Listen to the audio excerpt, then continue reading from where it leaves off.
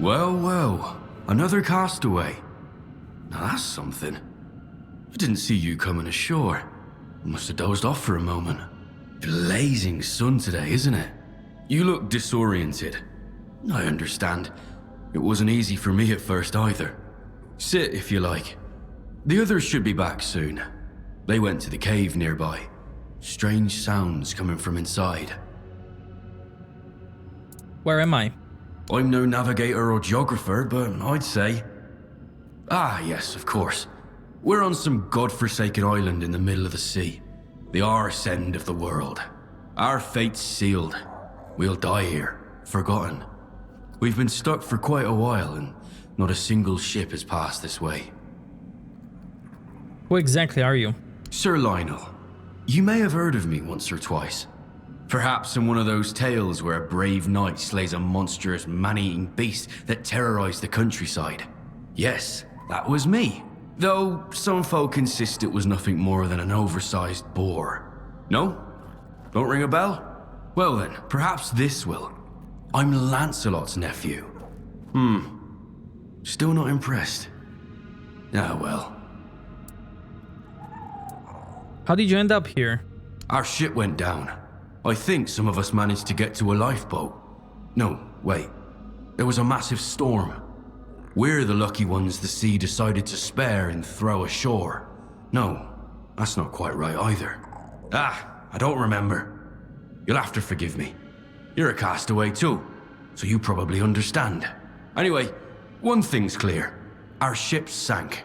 What about you? I opened a bottle with letter inside and here I am.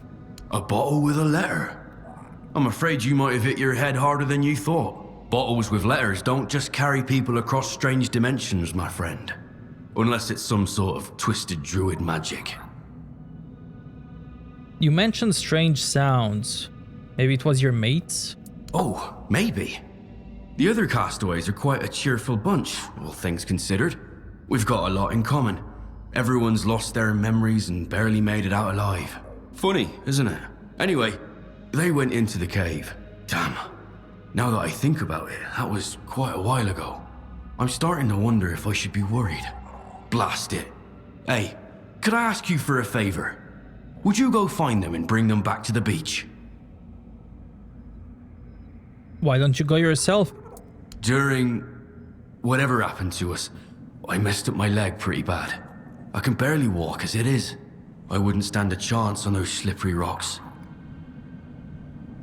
And those sounds from the cave, what were they like? Screams. Yeah, I'm fairly sure they were screams. We thought it might be some wild beast or maybe some other survivors in trouble. The others decided to check it out, see if anyone needed help. So, what do you say? Feel like going for a walk? There's nothing left to do here. I even envy you that. Damn leg.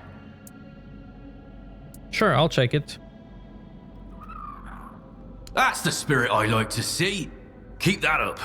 With that attitude, you might even steal the sun's blasted shine away. I'm joking, of course. That's impossible. The cave's not far. You'll have no trouble finding it. Thank you.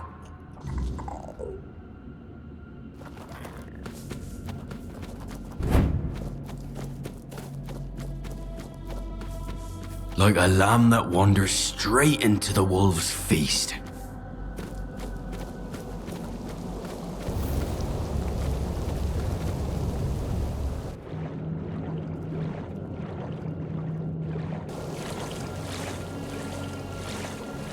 Come on, come on. Don't be afraid.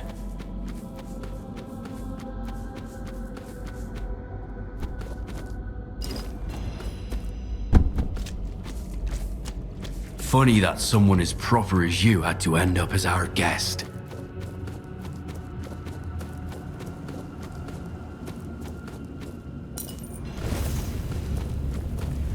Show me more!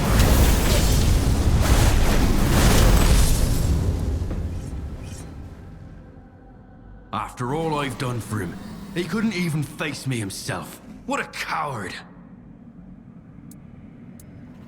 What are you on about? O'Neill! That blasted coward O'Neill! That weak wretch who wanted me to stay stranded on Avalon. Forever doing my father's bidding. I was calling to him, but he wouldn't listen. It's him who should be here, to face what he abandoned long ago. O'Neill. Even the name he chose sounds so common. If he had to abandon his rank, the least he could have done was keep his name. Not one given by his father and mother, but blessed by King Arthur himself at the moment of knighthood. How could anyone throw that away? No matter. None of it matters anymore. A coward to the end. He took the coward's path and sent another in his place. I suppose his fear kept him from reading the message I left for him in that bottle. A message in a bottle.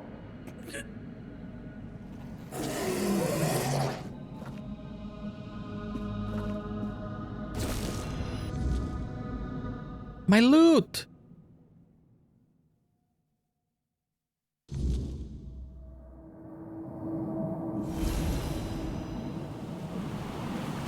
Oh, I did get the loot. Creatures of Sarras deal 20% less damage to you. Increased range, critical chance, attack speed, melee damage while dual wielding, weak spot damage. Fires secondary ghost arrow 1 second after the first, following the same trajectory and dealing 30% of the first arrow's damage. Physical damage when on low stamina, max stamina. Dash counter by 2. Okay. Back to O'Neill.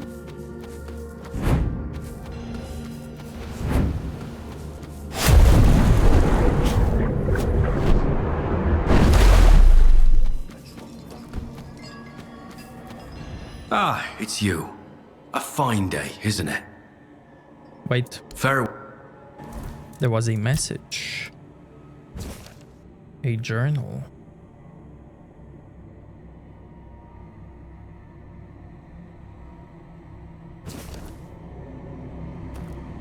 Ah, it's you.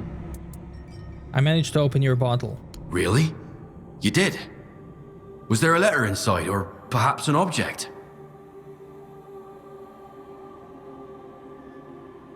Sir Lionel. Does that name mean anything to you?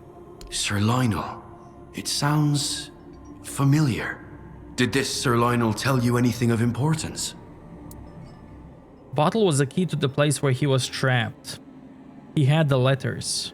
That sounds like madness. Let me see those letters. Something's coming back to me. Yes, Lionel. That was me. Or rather, the part of me I tried to escape. Not because I was ashamed of some unforgivable sin, no. I wanted to run because I believed I'd done the right thing, and knew no one would ever understand. To most, patricide is the greatest of crimes. To me, it was the only path to freedom. Do you remember why you did it? I remember discord. My father was ashamed that his son had joined the movement, seeking to return to the homelands. He was ashamed of me. And I remember the fight, how bloody it was. He couldn't see what the war had done to me, how it strengthened my hands but hollowed out my conscience. It happened so fast. What will you do now? It's all very tangled, but I understand what happened. The part of me that held the strength and the sin to kill my father stayed behind on the surface, or perhaps in that place you spoke of. Either way, it drifted far from me. So I remained here, too afraid of what I'd done to remember it, yet blessed with life by the song of the drowning lyre that gave us new breath. And now, what am I supposed to do? You have to pull yourself together and keep going. There's no other way. You say that as if it were simple. Well, we'll see if the man I am now has the strength to face his own story. Either way, it seems I owe you a great debt. You've helped me collect those bottles too. Here, take this. I hope it's enough to repay at least part of what you've done. Thank you, Toplander. By the way, if you ever come across bottles with letters inside, bring them to me, will you? Those are the true gems of my collection. Letters sealed in glass, remnants of lives long forgotten. Well, that was nice.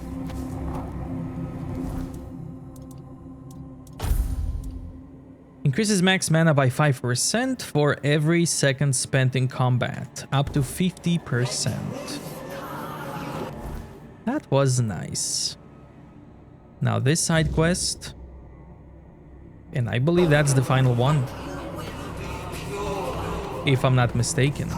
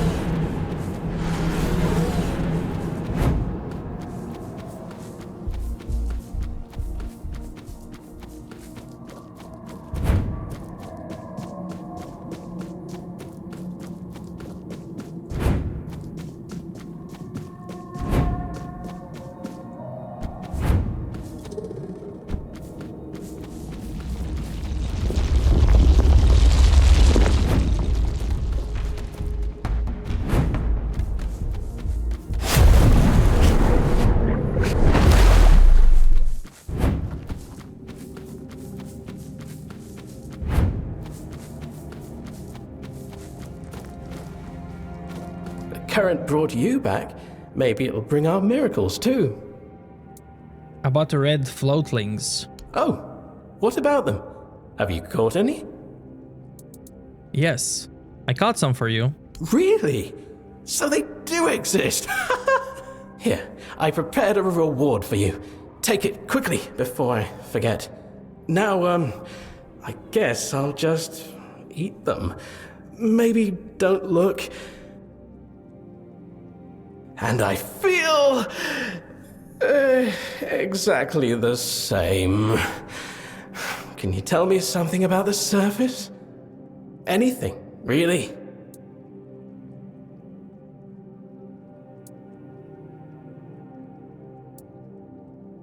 We live under a clear blue sky. It's bright because the sun shines on everything. Oh, that sounds nice. And, that's enough information for me. I had a feeling Josephus's tale was nonsense. Those poor floatlings, they weren't even tasty. And I'm still a failure. You should stop comparing yourself to others, live your own life. Oh, I'd like to. Your approach sounds so freeing. But it won't stop others from judging me for my deficiencies. I don't want to feel like an outcast all my life. So they can't leave Sarras. Maybe instead of trying to change, you should focus on learning how to blend in? You mean pretend? But that's... Wait. No, that's actually brilliant. If even a rare, legendary floatling can't change me, maybe I simply can't change. I fooled everyone into letting me out of the ulcerate. I'll fool them into believing I'm a proper reef-bound. Ha! That's genius. I'll need a plan. Before I start, there was something else I wanted to mention. Josephus also spoke of a golden floatling, supposedly as old as Sarras itself. I don't know what it does, only that it's said to exist, although, personally, I doubt it. Anyway, thank you, Toplander, for listening and trying to help. You've given me a lot to think about.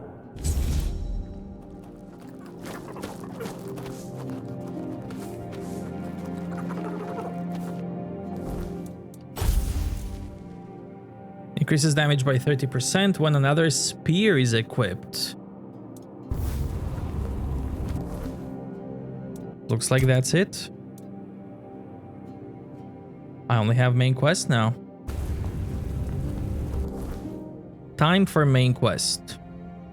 I do feel like there is something in prison. There's a prisoner that says, even I'm not dumb enough to steal eggs. Maybe it's related to blacksmith who stole an egg. Maybe there's some quest related to that.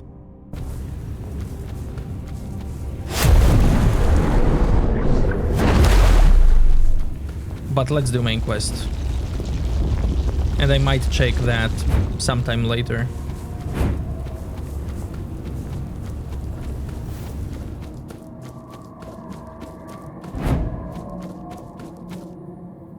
Urkel's growing. I'm ready. Let's begin. What will happen now? The melody of the organ will resonate through all of Sarras, carrying the promise of change. Its sound will awaken our captain, Lear, the one charged with Lady Nimwe's protection, the one who calls to you, and to him, within you. You knew I wasn't alone? Of course, child of the surface. I knew it was you. And you, King Arthur. You who, believing you doomed us, became the reason this realm was born. You who granted us both the grace and the curse of eternal life.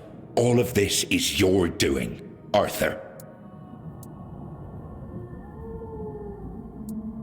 Do you think Nimue was calling for King Arthur? I would not presume to guess at Lady Nimwe's intentions, but I believe you will find the answers you seek, if you are willing to ask them yourself. This is why I gathered the remaining organists.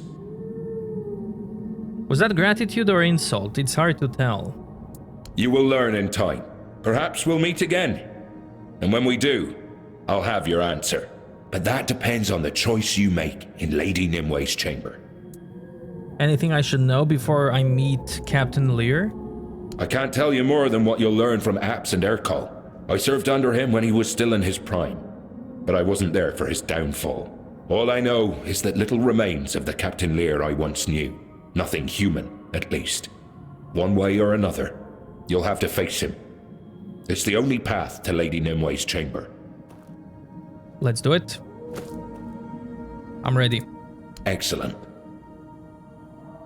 Gather, my brothers. It is time to awaken our captain. This sound. Sarras has not heard it since the day it was born. It will be glorious.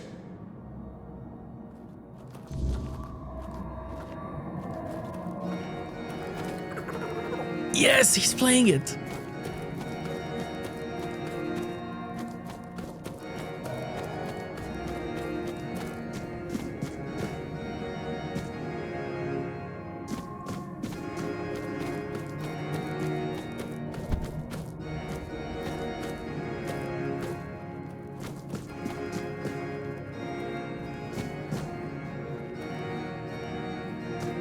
Nice.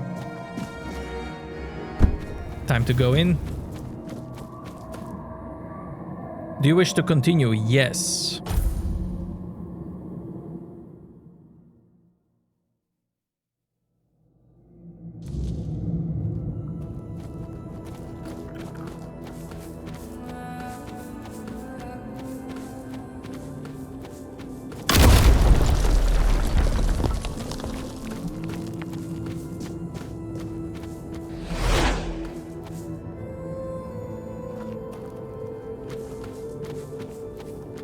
This looks so good.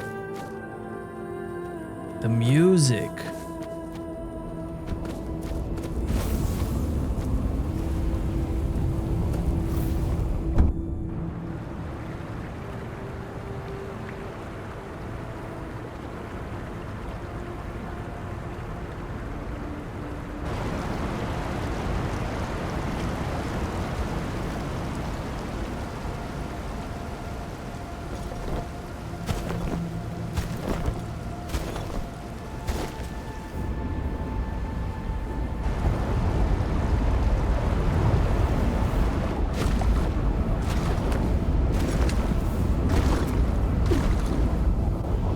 Traitor, it was your command that doomed us to this fate.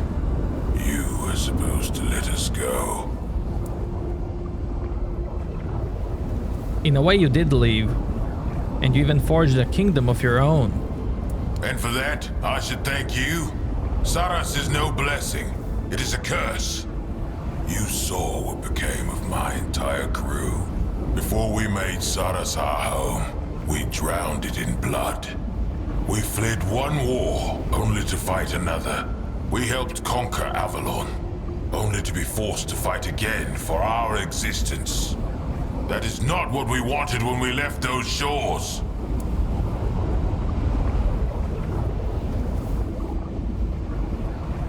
Sarras is safer than Avalon. There, the weirdness and the Red Death still dominate. So in a way, we are avenged. But do not think that such news will change my resolve. Sarras is as the Lord of the Seas made it. Not Merlin, not Arthur. Glory to Lady Nimue and her endless wisdom for allowing me to fall into slumber. Were it not for her, I would have convinced the twins to release me to the surface centuries ago. And there I would have found you, Arthur, the traitor. I would have destroyed everything you left behind. I would have shattered every fragment of you and erased your presence from history, just as you erased us. And if you reached the shores of the homeland and found them ruined, then where would you place your blame? Do not dare mock me, traitor. A homeland may be ruined, but at least it would still be a home. If we had to spill blood, better that it be the blood of red death husks than that of innocent, otherworldly, sentient beings. And if you don't understand that distinction, then your soul is lost, without a chance for redemption. It's not what you wanted, but you survived. You even gained immortality. Immortality is not life, mortal. The one you carry within you should know this well. His decision condemned us all, even if our doom was stretched across the endless span of time. King Arthur gave you ships. It was Merlin who sealed them. A traitor shielding another traitor. What difference does it make who gave the order? And what kind of king is he, who knows not what his servants do? I can feel that traitor's stench upon you. And by the almighty Lord of the Seas, I swear, this day you both shall die. Merlin sought to save Nimue at any cost. I'm sorry that you all paid the price. I despise your pity. I care nothing for what Merlin desired. If the will of the Lord of the Seas had bound us, I would hate him too. But I know this. Of all the great figures in Sarras history, he alone wished us well. Gladly I offer your souls to the glory of the Lord, and your flesh to the dwellers of this realm. If anyone dies today, it will be you. We must speak with Nimue, and you stand in our way. No one is permitted to enter Lady Nimue's chambers. I swore to guard her, and I shall keep that oath. Know this, I command the full might of Sarras.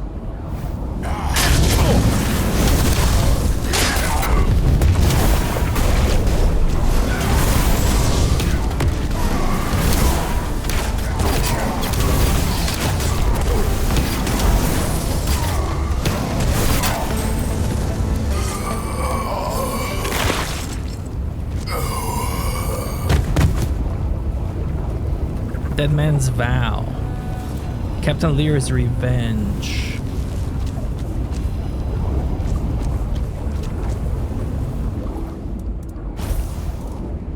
Increases melee critical chance by 50% when below 25 stamina.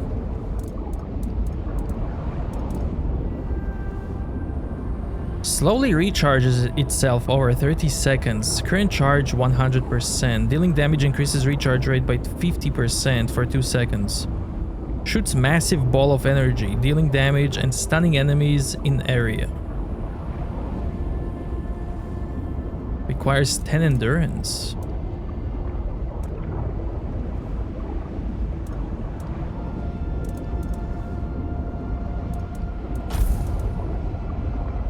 Critical hits restore 20 health. Increases crit damage by 20%. Taking damage increases attack speed.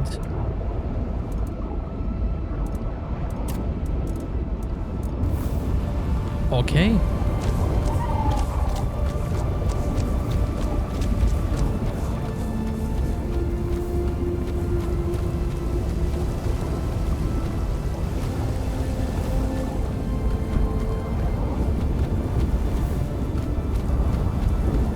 This looks so cool.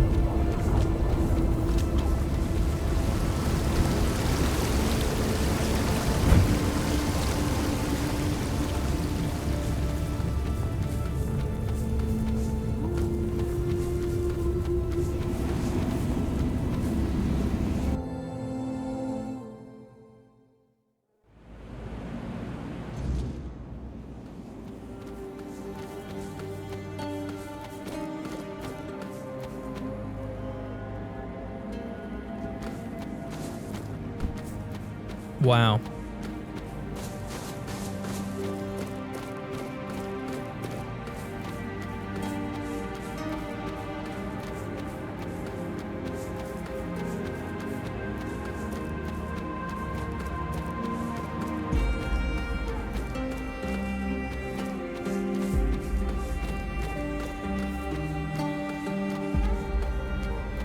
I've been wondering when you'd find your way here.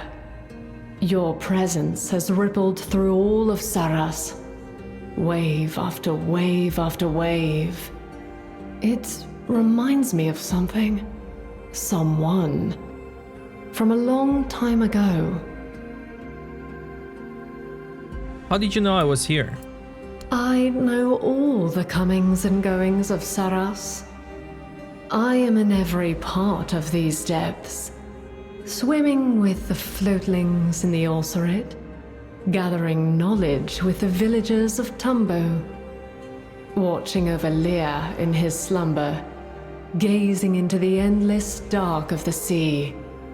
Tell me, what do you think of my little domain? Do you like it?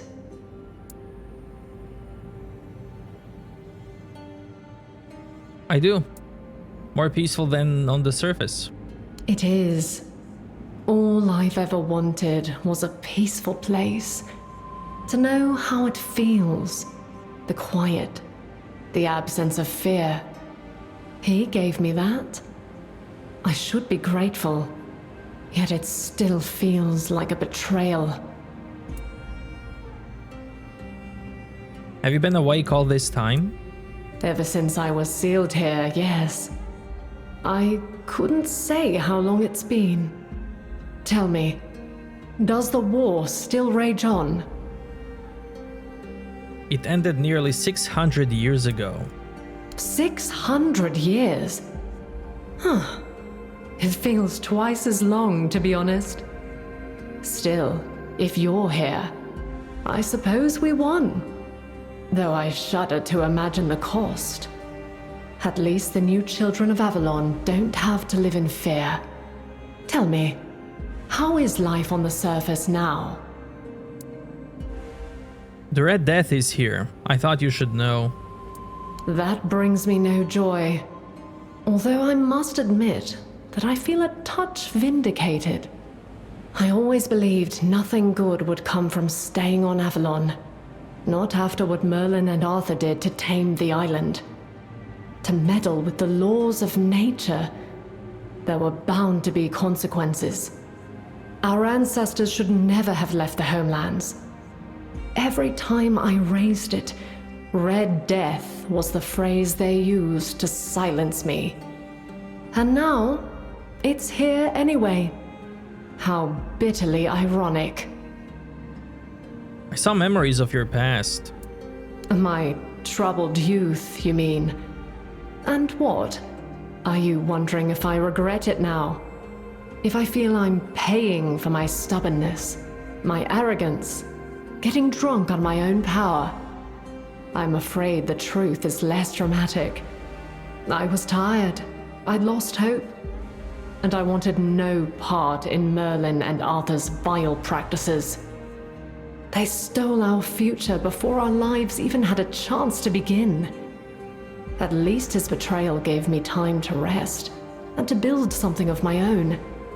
Something better than what we left on the surface. I saw Merlin memories too.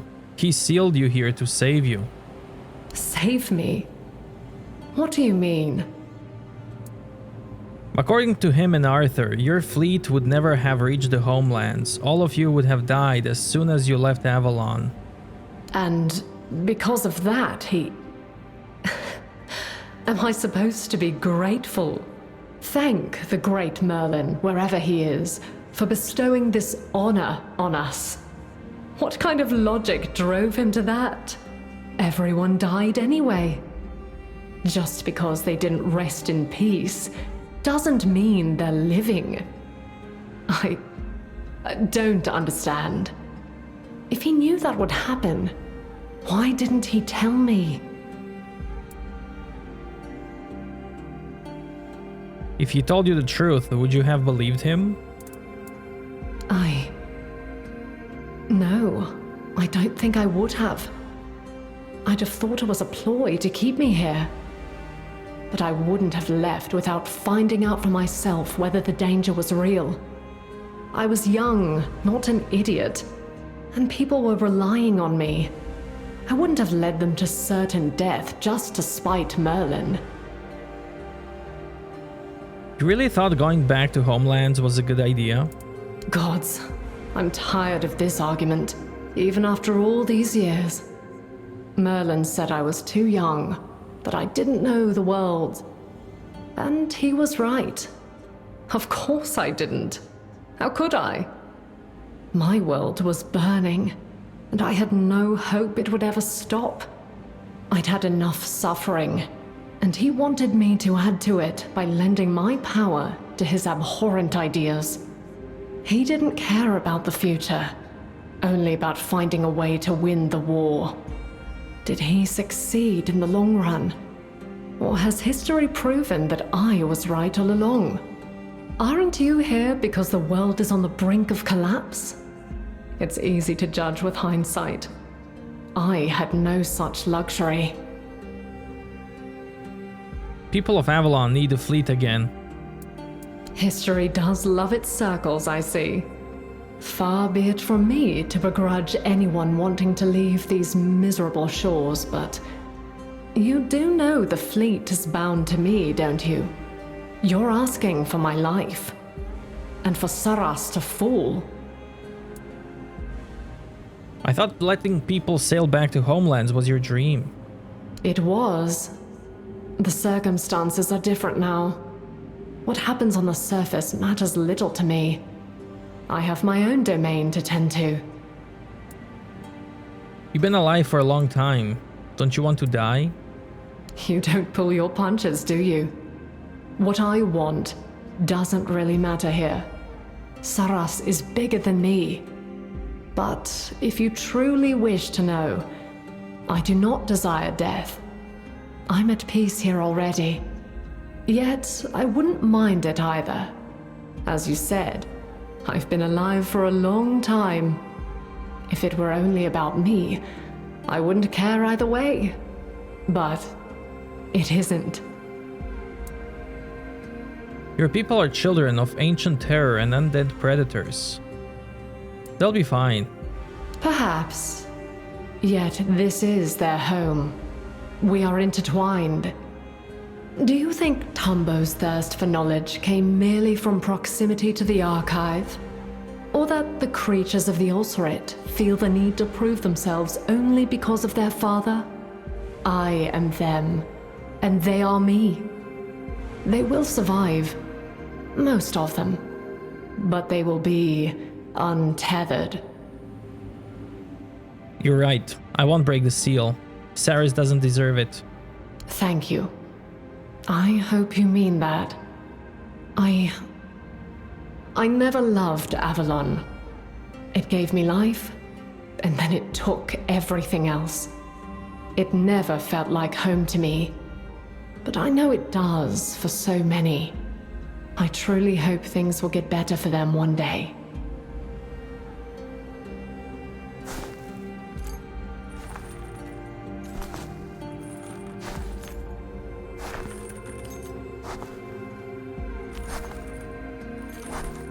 What have you done? This was not meant to be. Sarras was meant to be freed, and us along with it. You wanted answers. This is your answer. I curse you, Arthur, for this accursed undeath in this accursed realm. 1,000-fold I curse you. You were meant to free us from this endless agony.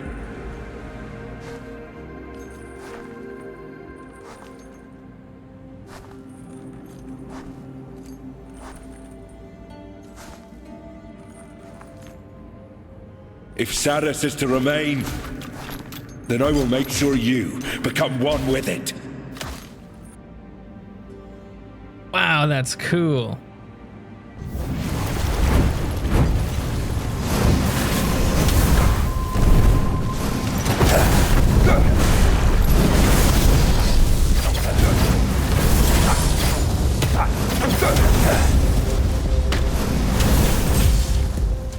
The long-awaited change that Josephus and the other denizens of Sarras yearned for never came to pass. Those in the sanctuary went on as they always had, tending to their knowledge, raising the Lord's offspring, hidden from the wider world. The sanctuary drifted on in its quiet bubble, peaceful and undisturbed, steady in its ways.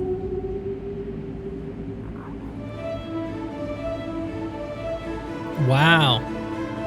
There it is. CEO taking all the credit, but only if it's good.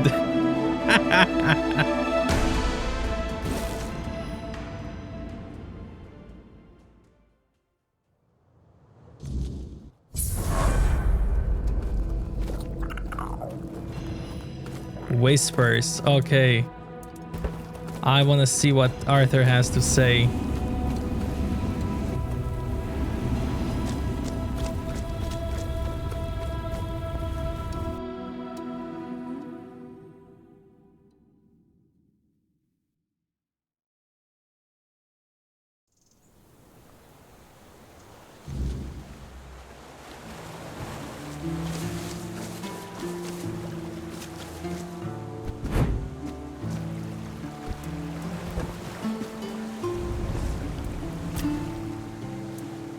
You knew Nimoy personally, didn't you?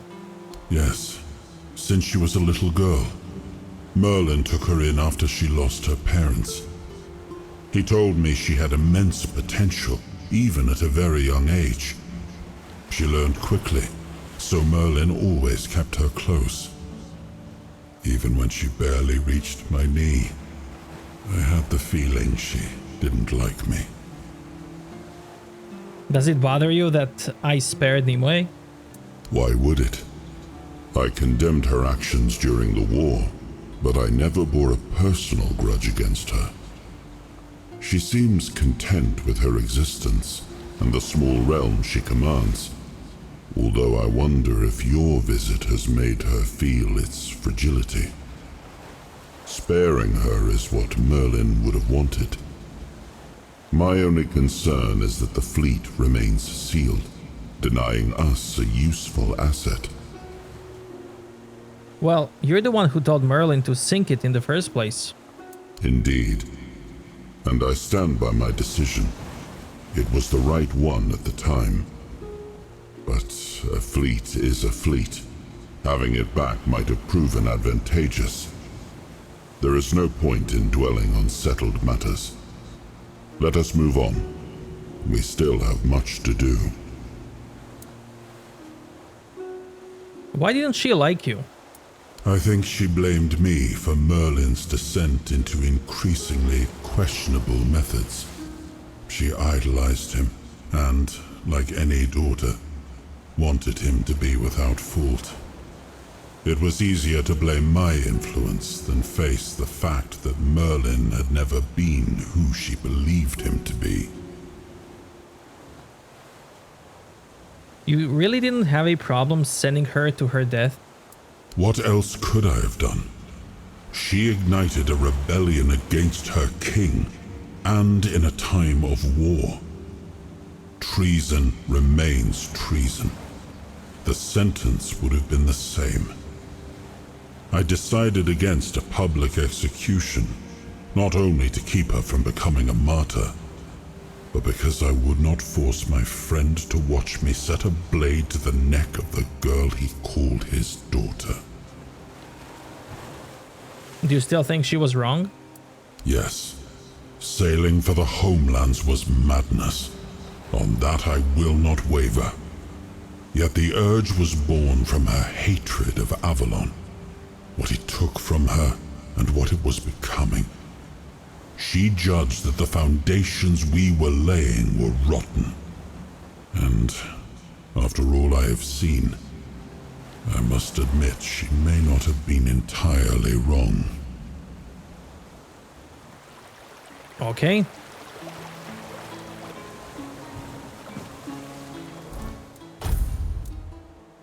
Curse of the Deep. When you spend 20% of your max mana, this wand shoots a magic homing projectile at random nearby enemy, dealing 100% of this weapon's damage.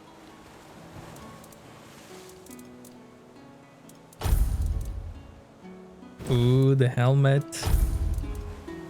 Max mana by 50%, decreases mana regen by 50% while you're in combat. Each enemy within radius of 10 meters increases your casting speed by 20%. Attacks have 5% chance to break armor. Increases spell power by 100%. Decreases critical chance by 20%. Not bad. Okay, I want to see the other ending and then end the main game. I will break the seal. I understand the consequences. No, you don't. No one truly understands the consequences of their actions until they come back to haunt them. And they will, year after year. And I doubt you'll have hundreds of years to lay them to rest. You'll do what you want. I can't stop you. Perhaps your conscience will, if you have one.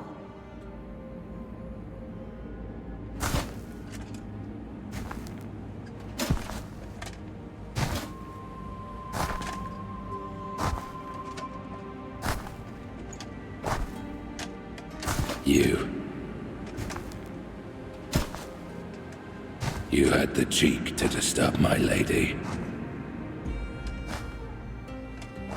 But you see, she cannot leave this place. No. She must remain in the depths. Worry not, my beloved. No one will trouble us anymore. With you, I shall drown forever. Wow, Tristan. You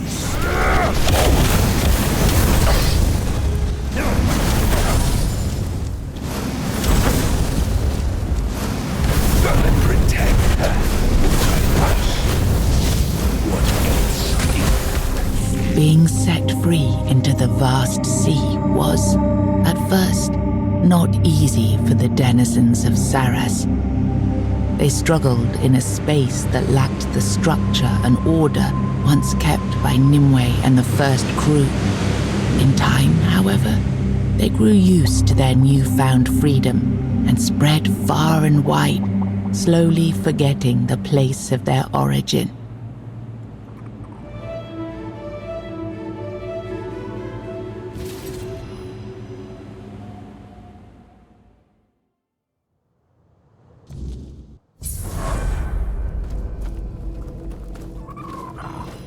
There's no way back.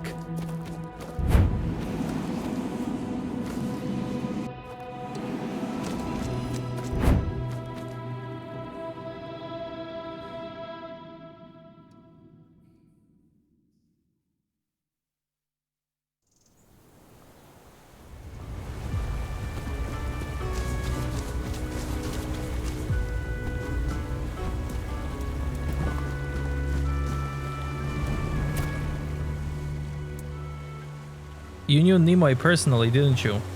Yes, since she was a little girl. Merlin took her in after she lost her parents.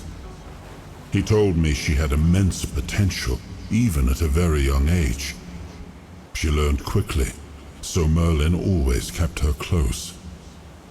Even when she barely reached my knee, I had the feeling she didn't like me.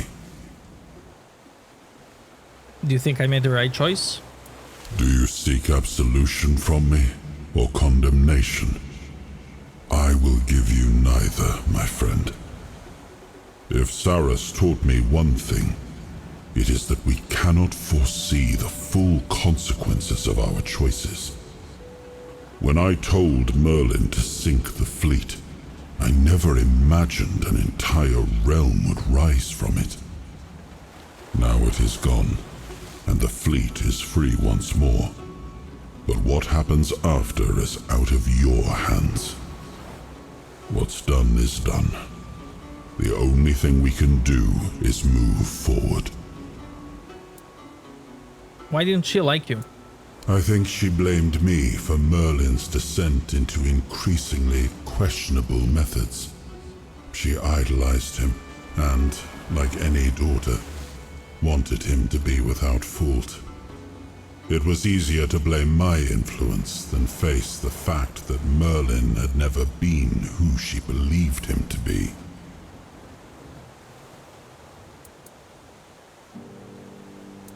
We heard this. What I discovered. Do you still think she was wrong? Yes. Yeah, So, okay. yet she and Okay. Point in...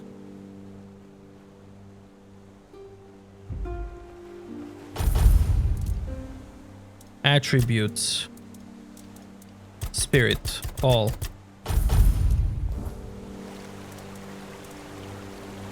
Let's see the items. Sir Tristan Helm. Each enemy within radius of 10 meters increases your attack speed. Attacks against targets below 33% health have 10% more chance to be critical hits. Increases the speed of heavy attacks by 50%. Increases enemy stamina loss after successful parry by 50%. Fighting with two weapons of the same type increases max stamina.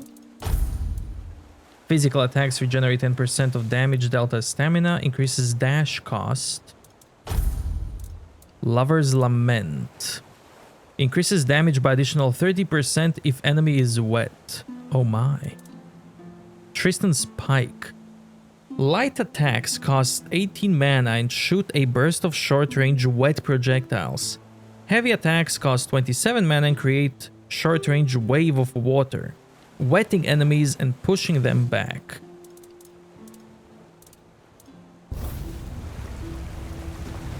Okay. I'm gonna end the game now, so I need to go here.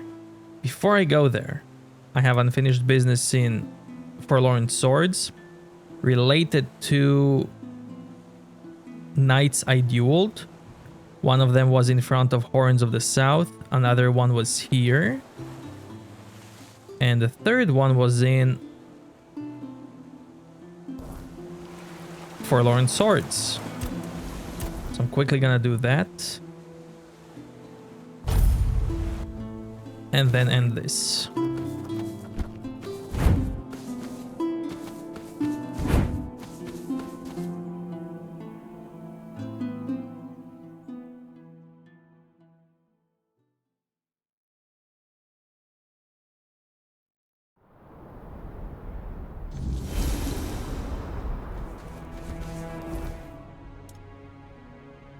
Another knight that I dueled was, I think, here in the Crimson Cave. So now I need to go here.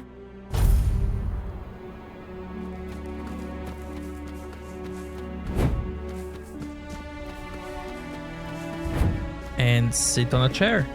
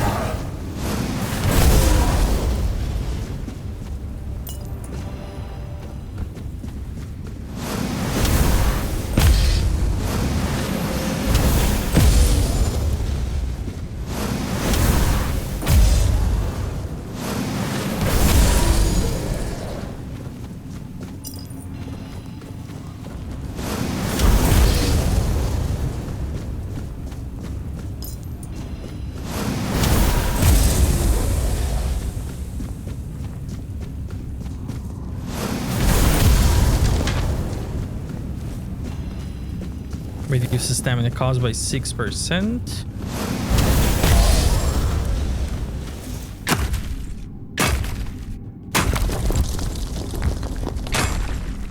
I'll take this for Tainted Grail 2.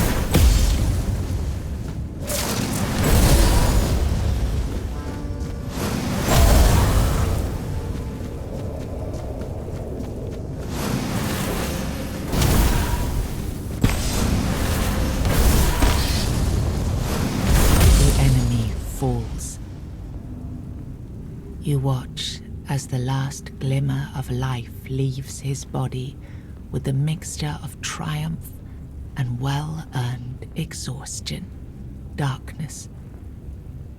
But not the same as before. It's not the darkness you know. Suddenly the ground beneath your feet gives a sigh, a sound like a dying world exhaling. And then the world is gone.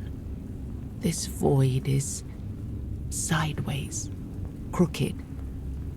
A wrongness seeps through every imagined surface, like something designed by memory but assembled in haste.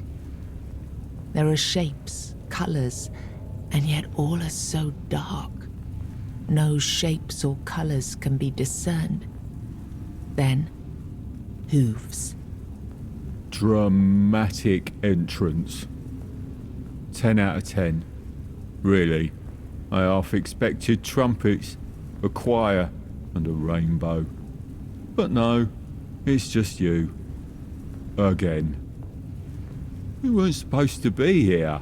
I mean, you were supposed to be here, but that was literally hundreds of years ago. The boss isn't very happy about it, and he won't be happy to see you. I don't have much time before he does his routine sweep. Believe me, you do not want to be found loitering here when he does. So... He claps his hands together. A spark dances between them. Let's improvise, shall we? For you. Oh, an absolutely essential question. Yes, definitely. Perfect. And so obvious. But listen, all I can say is that if you know, then you know. And if I'm honest, then I'm a tiny little bit offended that you don't remember me. But let's not dwell on that. I'm not known for holding a grudge. What's more important is that we need to get you out of here. His eyes narrow. His hooves start clacking impatiently. Do you have some cobweb on you? Here. Splendid. This will do. Where am I? I'm absolutely positive that you will be able to figure this out on your own. One word of advice though, please, just please don't perform any more absurd rituals, such as killing the 3 guardians of the void. What did you expect to happen? And, if I may, please stop annoying my master with these constant rebirths, alright? How about that? Every time this happens, he comes back angry, and when he's angry, my life is miserable. Do we have a deal? Good. Remember, you owe me. He snaps his fingers and everything disappears. It feels like ages have passed in front of your eyes, and yet just a second later, you wake up in a world you know.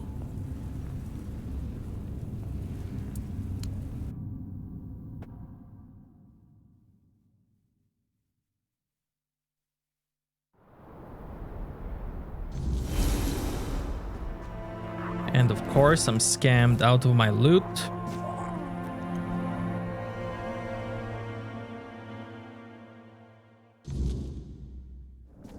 Last time my loot was here, the body was here. Oh well, I guess I'll just leave. Doesn't really matter anyway.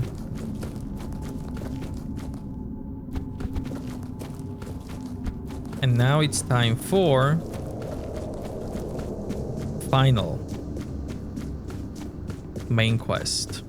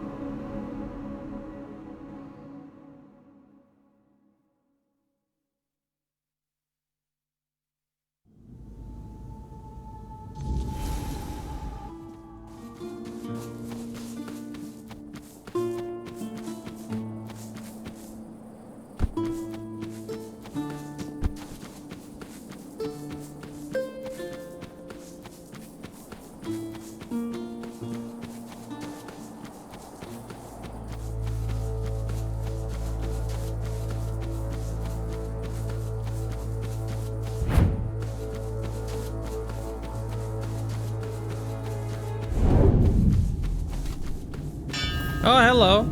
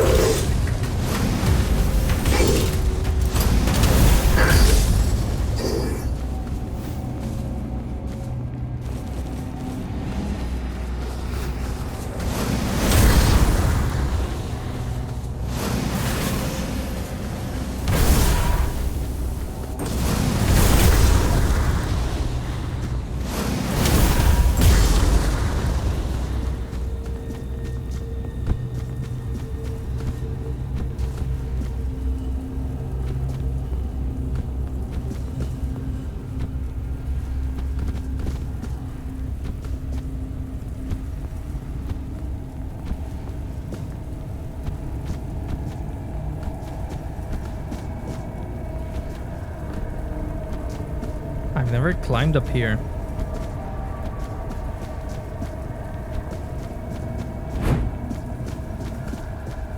Any sneaky loot?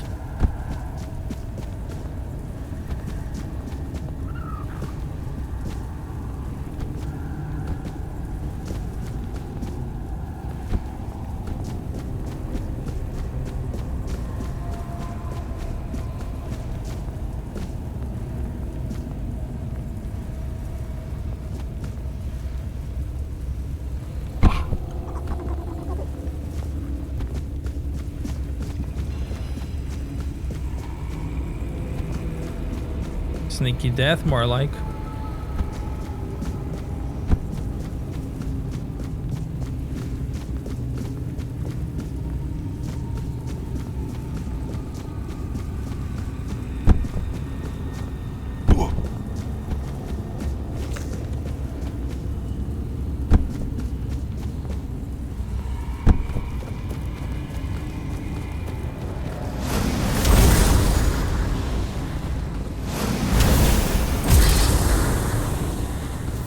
we go.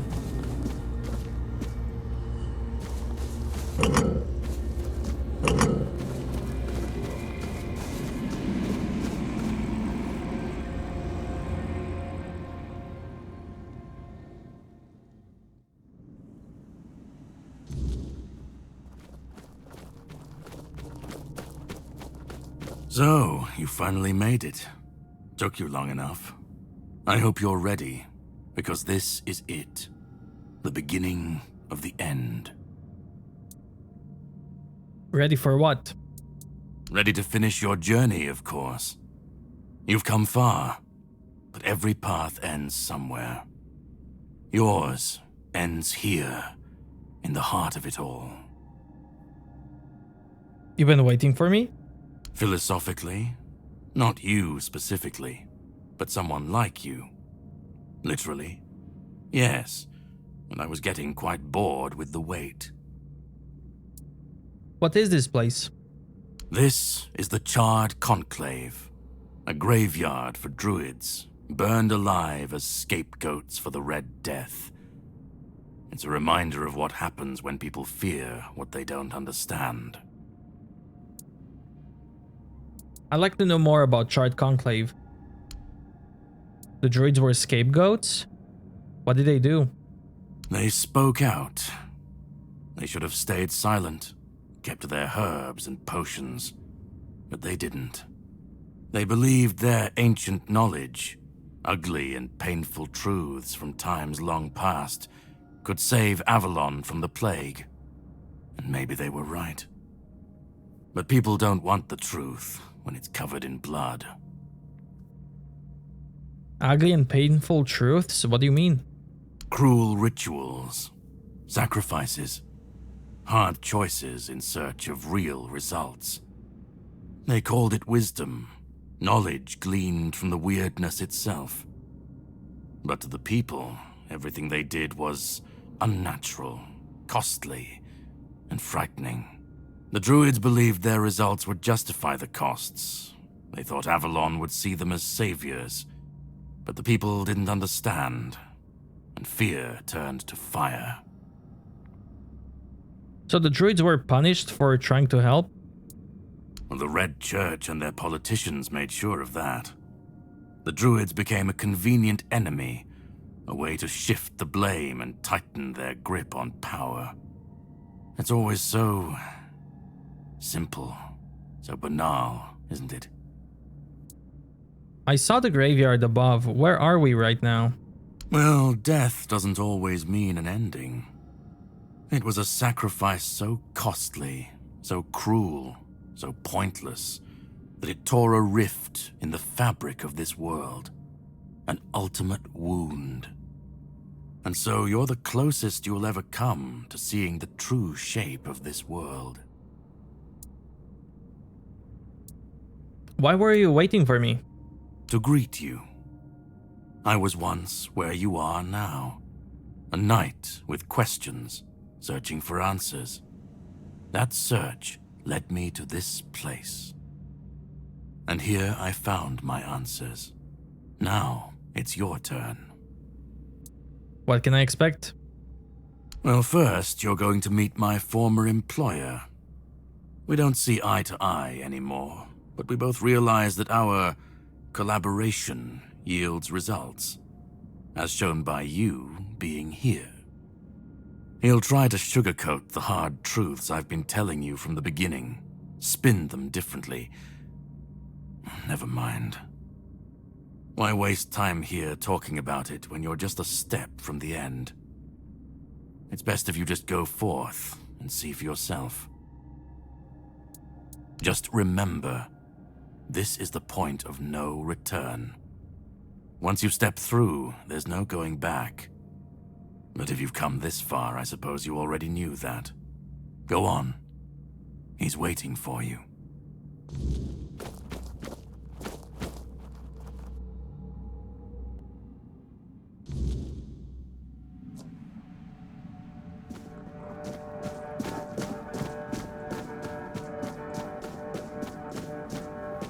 At last we meet.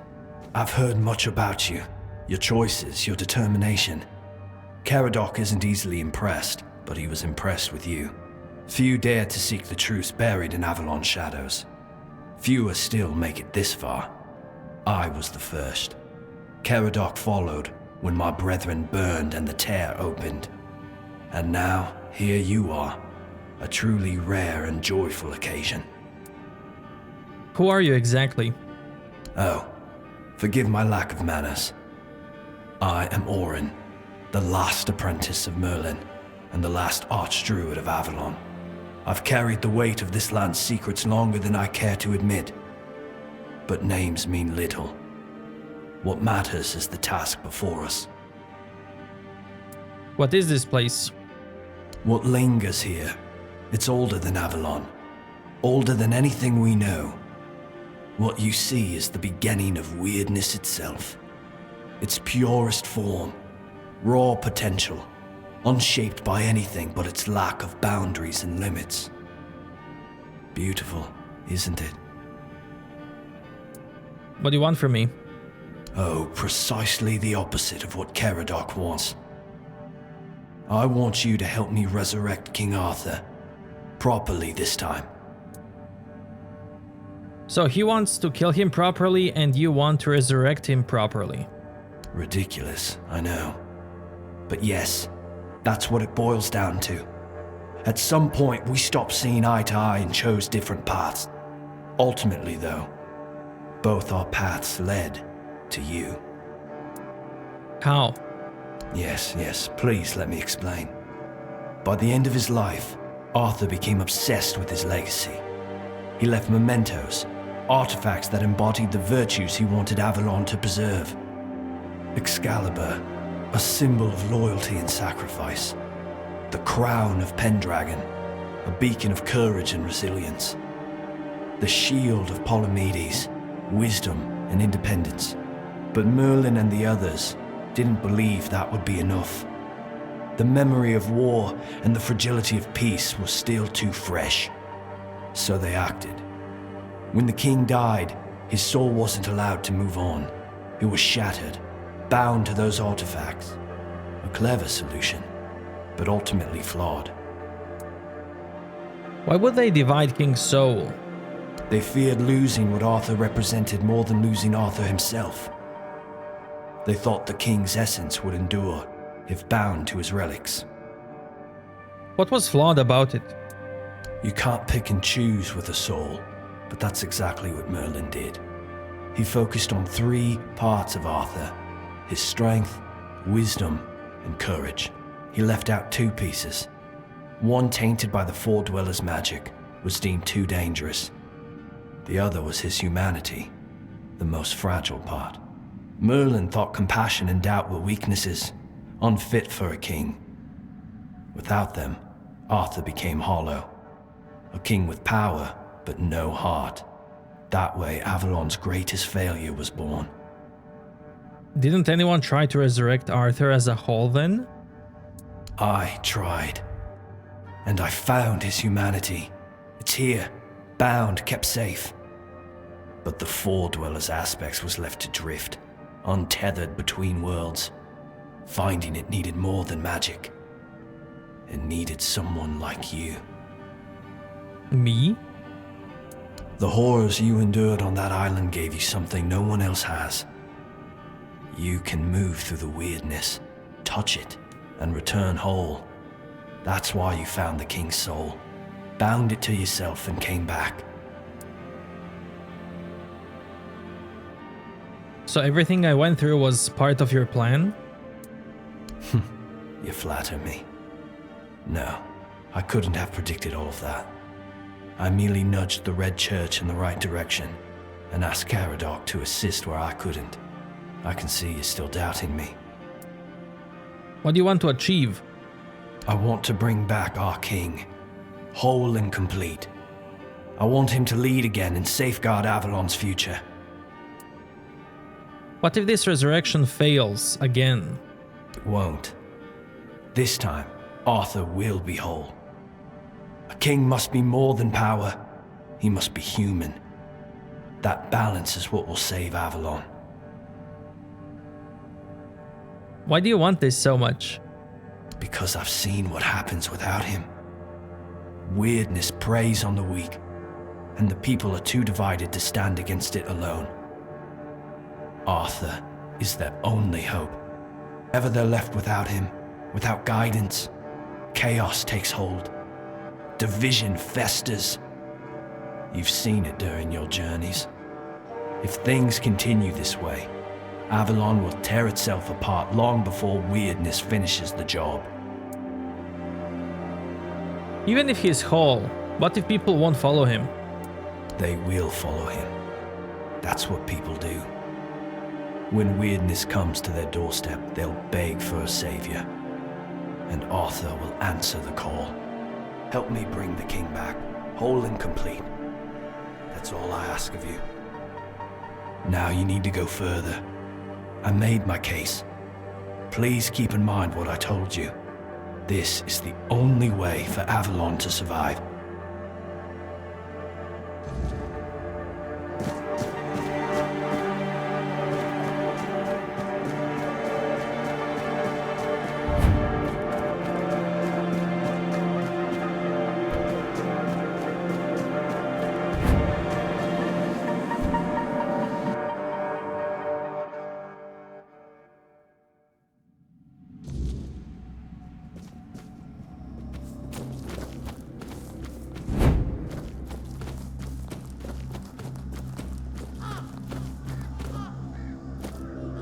I was there when it all began, when Arthur first set foot on Avalon.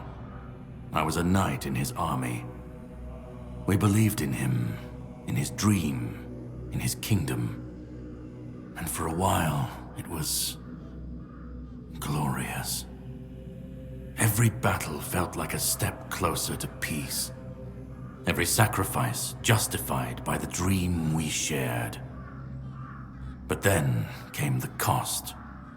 The war crimes, the impossible decisions, the massacres, slaughters, and irrational cruelty. We turned from knights into butchers, all because his dream demanded it of us. At first I told myself it was necessary, that it was the price of building something great. But the longer it went on, the harder it was to believe. That's when I realized Arthur wasn't a god, a savior, or a king. He was just another man, no different from the rest of us. And no man should have the power to demand such sacrifices. And you want to kill him once and for all? I've heard that before. But do you understand why I want it so much? Because you feel betrayed? I'd like to believe that after 600 years I've moved past pettiness. You need to understand that people thought, and still think, that he was more than human. But he wasn't. He made mistakes, just like any man. And the cost of those mistakes was always paid for by others. I've seen what happens when people cling to kings and myths. They wait. They follow.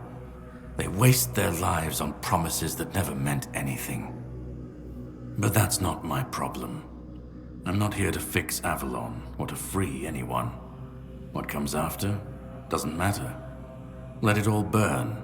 Let it rot. Let it rebuild. I won't be here to see it. You think people can stand on their own against the weirdness, the monsters? Let them stand, let them fall. It's not my concern. If the weirdness takes them, so be it. At least it won't be another king's failure. Another lie propping up a dying world. It'll just be what it is. Even if you destroy Arthur, the Round Table will crown someone new, replace him. Arthur's the only myth that still holds weight. And when he's gone, the rest will rot with him. A puppet king, another empty throne, none of it will last. Maybe they'll keep pretending for a while, maybe they won't. You want people to face adversity without guidance and leadership. Isn't that just chaos waiting to happen? Call it chaos, call it freedom, I don't care. Let them rise, let them fall, let them tear each other apart. I just want to watch it all come down, to see the last lie collapse under its own weight. What comes after, that's for the ones still standing to figure out. And what if your way leads directly to people's fall and demise? Then let it. If this world can't stand without a dead king propping it up, maybe it deserves to fall. I've lived longer than any man should, seen more than anyone should ever bear. And I've waited centuries for this moment, this chance, to end it all, to end him. Orion believes this resurrection will be different. He says it's the only way to save Avalon. Orion's a druid. That's what they do. They believe. They believe in myths, in symbols, and some of them believe in saving Avalon. You don't believe that Avalon can be saved? You don't believe it's worth saving? I don't believe it's my decision to make.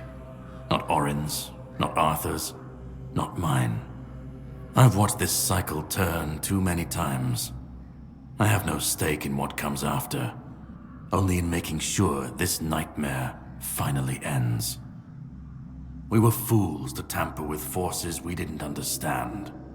Resurrecting Arthur, infusing him with powers of the weirdness. We didn't just bend the natural laws, we shattered them. Such violations of nature's order cannot go unanswered. The bill comes due, sooner or later. Always. This cannot be allowed to continue. Listen, it's taken longer than I ever imagined, but now, here we are. You've done what no one else could, what even I couldn't do. You've brought Arthur's soul back together, almost complete, but not quite. And because of you, I can finally finish what I started centuries ago. So, thank you for bringing us to this moment. You're close now. Just one more step. The last fragment of Arthur's soul is waiting for you. Complete what you came here for. And then, we'll meet again. As allies, or as enemies. That's up to you. Go. Find the last piece, and let's end this. Whatever comes next, I'll be ready. I hope you will be too.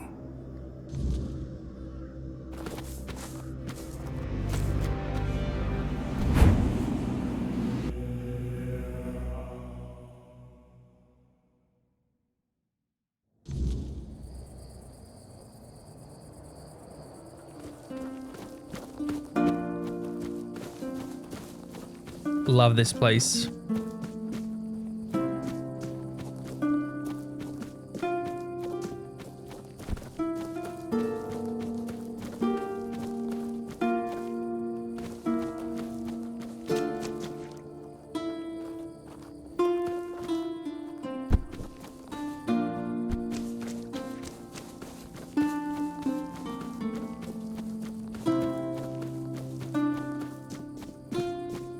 There he is. Our buddy, Hob.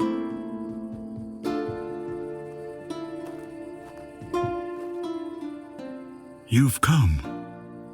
The one who carries what's left of me. Please, don't come any closer. Don't force me to think about coming back again. Just let me finally die. He was Arthur's humanity this whole time. I didn't expect that. Why do you want to die? Because I've had enough. Enough of being torn apart and stitched back together. Enough of being used, shaped, and forced to be something I'm not. Do you know what it is like to be a king of nothing? To see the people you swore to protect suffer because of your choices? Or worse, in your name. I've seen towns burnt to the ground, families destroyed. All because someone thought it would serve the greater good. And they called it loyalty. They called it justice. I've been dragged through every dream, every lie they've built around me. And I'm tired. Tired of the weight, of the expectations, of all of it. And most of all, I'm tired of failing. What about Orin? He's trying to bring you back all this time. Orin wants a king, not me. He doesn't see the broken man behind the myth. He sees a symbol, a weapon to wield against the weirdness. But symbols aren't people. They're empty. And the more they're used, the more they hollow out the one who carries them. That's all I've ever been to Orin and the Druids. Do you know what it's like to be a weapon? To be forged, sharpened, and thrown at every problem? And Caradoc? He wants to destroy you forever. He thinks ending me will free Avalon.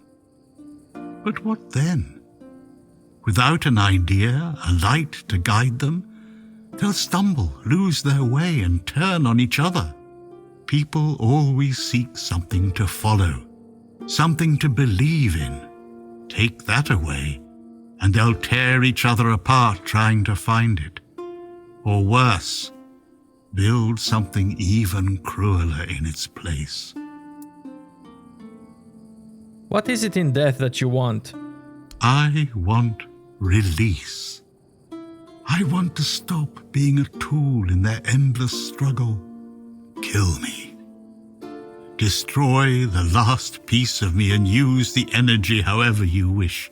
Take it yourself and become the new king. Give it to someone else. I don't care. Just don't let me come back again. Let me die. Not as Arthur. Not as the king. Just as a simple, normal human being. You don't care what happens next with your kingdom? I don't care. Do you know how freeing that is, to finally not care what happens next? Whether Orin gets his king or Caradoc gets his ruin? To not feel the burden of all my failures? To not see my memory tarnished? My plans, goals, and ambitions dragged through the mud, to not see the suffering my name causes. No more deaths in my shadow. No more kingdoms built on my bones. You're the human part of Arthur's soul. Without you, he can't be whole. Isn't that what you've been doing all along? Carrying what's left of him? You've already taken up the humanity I was meant to represent. Doesn't that prove Arthur doesn't need me anymore? You've been through a lot, but there has to be another way that doesn't involve your ultimate death. Another way? There's always another way, isn't there? Another cycle, another resurrection, another lie to keep the world spinning. But please, not for me. Not anymore. I've had enough. I don't want another chance. I want this to be over. Do what you think is right. That's all I can tell you, because whatever you decide, it will finally be your choice. Not mine. Not theirs. And that's the only thing I've ever wanted. You hold the choice. I don't care who you side with. Orin, Caradoc, or no one at all. You have all of my soul. Use it. Take it for yourself. Or give it to someone else. I don't even want to know. Do what you will with it. Just let me go. Let me finally rest. Let me die. Please.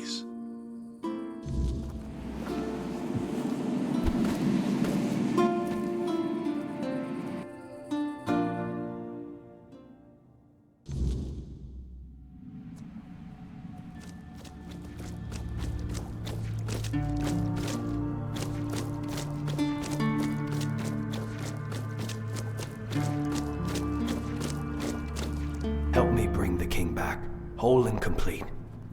That's all I ask of you. Now you need to go further. I made my case. Please keep in mind what I told you. This is the only way for Avalon to survive.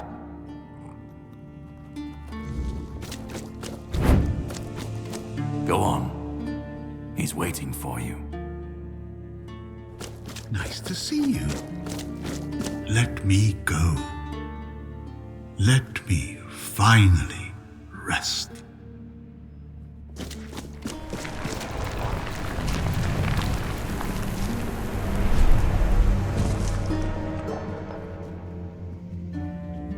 You carried a dying king across the bones of a dying world.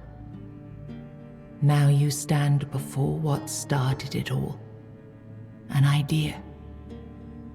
I am the reason there must be an ending. I do not guide. I do not judge. I exist so that something can be chosen. I do not offer meaning. I require that one be made. You have brought all things to their conclusion. Now, decide what must remain. Choose, and let the shape of the world follow.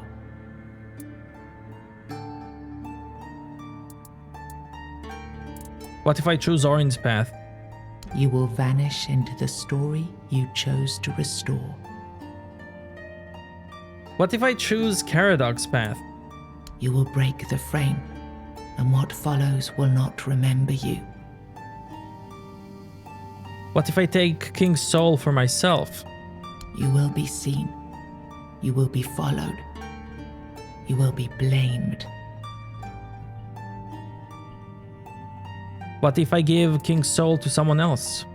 You will shape the world to become its witness. What if I use the spindle that the Weaver gave me? He shall find his way home. The tear between the worlds shall close.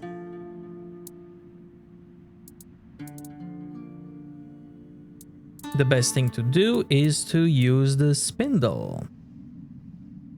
Then the prince will ascend and return to his mother. The heart shall cease its bleeding. Through his ascension, the weirdness will be tamed. No, I won't let this happen.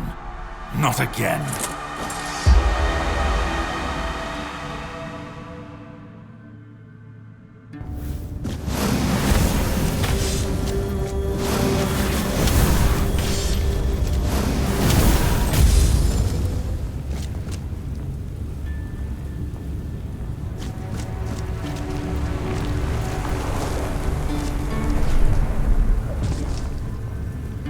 Complete the ritual.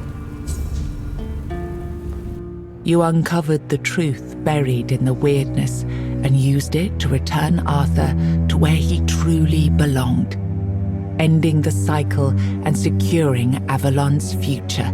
The Four-Dweller Mother's heart, no longer bleeding, sealed the wound in the world, and with it, ended the Red Death that had stolen so many lives. And so, the legend of King Arthur began to fade. In its place grew a stronger Avalon, where the weirdness was no longer feared, but understood. With One Eye and Captain Brandon working side by side, the South found a peace it hadn't known in years. The roads stayed open, the fields were guarded, and the people finally felt safe. No longer bound to Camelot or the Knights of the Round Table, it became a land ruled by its own people on its own terms. Because of you, the men here remained and the Kuanacht endured, not just as a place, but as a legacy of quiet defiance and hope. Lord Yvain was remembered as a hero who gathered the wise and set out in search of the Grail, while Kuanacht stood as a peaceful haven amid the weirdness. You awakened the giants, and with them at their side, the Dal Rita conquered Camelot. As the capital fell, the customs of the tribes spread across Avalon. Not everyone welcomed them, but the change had already taken root. Firgas was named the new Galahad the Loyal. With One Eye and Brendan backed by the Dal Rita the Forlorn Swords, he saw that the South's alliance was strong enough to stand on its own. He urged Camelot to leave the South in peace and turned his attention to securing the rest of Avalon. The captain led the South to independence, breaking all ties with Camelot. Under his rule, the horns of the South flourished. Merchants, pilgrims, and adventurers returned to the roads, and prosperity once again reached the far corners of the land. One Eye ruled the South, with the horns of the South at his side. Over time, the Dal Rita of the Fallen Swords rallied to his banner, forging a unified force. With the South secured, he stood in a strong position to launch future conquests across Avalon. Nianta left Kuanacht with Yvain, and her fate remained unknown. Yet among the people she once served, tales of her devotion and courage endured, and her name was remembered with respect. Maggot left Kuanacht alongside Yvain, surprising many who had long considered him harmless and weak. His fate remained unknown, but in time, the people spoke proudly of the last druid, claiming him as one of their own. Urfra left Kuanacht alongside Yvain, despite concerns about his age. His fate remained unknown, but the people admired him for finding purpose at the end of his life, and spoke of him with lasting respect. Fabius fled with Leal before the church could act. In hiding, they built a quiet life together, raising their child far from the reach of the Red Church. Ailey turned to the merchants for support, and for a time the hospital prospered. But when they began charging patients for care, she walked away and opened her own small practice, refusing to serve profit over healing. With Frail as their new matron, the Volca pulled even further away from the Dal Rita. Hidden among the snowy peaks, they focused on rebuilding their tribe and strengthening their numbers. The berserkers they had once been famed for became fewer and fewer, until all that was left was a fading name, half remembered and half feared. Ingrid turned away from the eternal sleep, choosing life over dreams. In time, she began to rebuild the Thoid among the living, planting the first seeds of a new future for her scattered people. Under Stronna's leadership, the Ulfra found new strength. He rebuilt the tribe and reunited them with the rest of the Dal Rita, restoring their place among the tribes of the Forlorn Swords. With the Stagfather slain and the old bonds broken, Balaam led the Svine towards a new path. He opened the tribe to the other clans of the Dal Rita and guided them to settle in the Mather mines. You stood as her protector, and the Bee Queen believed you understood her purpose, But from the ruins of Brockmala, her brood now spreads unchecked, and the South must bear the weight of your promise. You accepted the mycelium's offer and let the spores consume Sagramor's body. Now the kingdom lies under fungal control, its people connected, obedient, and slowly fading into the roots that feed the spores. You placed self at the head of the children of Morrigan. Operating from the shadows, the guild reshaped Avalon's politics through quiet influence and assassination, while the people lived unaware of the power that ruled them.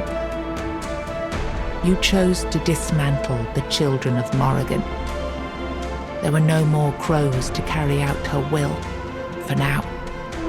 Morrigan withdrew into silence, patient as ever, waiting for the day when new souls would rise to serve her again. You chose to free the Four-Dwellers, but captivity had broken their minds. They turned on their savior and were slain. Without the song, the Stone Warden craft ended, and their legacy was lost with the death of the last of their order. You and Elisa built a quiet life together by the sea. Far from Avalon's struggles, you lived in peace, and for once no legend was written, only days shared in contentment. After returning to Camelot, Killian lived quietly for a time. When he vanished, few asked questions. Unsettling rumors had always followed him, and most preferred not to remember. Proud of her newfound ability to fly, Muriel returned to Tuathan to deliver her report. The Four-Dwellers, seeing that she had survived and been treated with care, took it as a rare sign of hope, that perhaps, at last, humanity might be ready for dialogue. O Queen Cinnamon Sage never forgot the bond he shared with you. Proud of the path you chose, he built a small shop near your grave, and in quiet moments, still spoke to you as he once did. A friend loyal beyond the bounds of life. There we go. Ladies and gentlemen, I hope you enjoyed this playthrough as much as I did. Thank you so much for watching, and I will see you next time.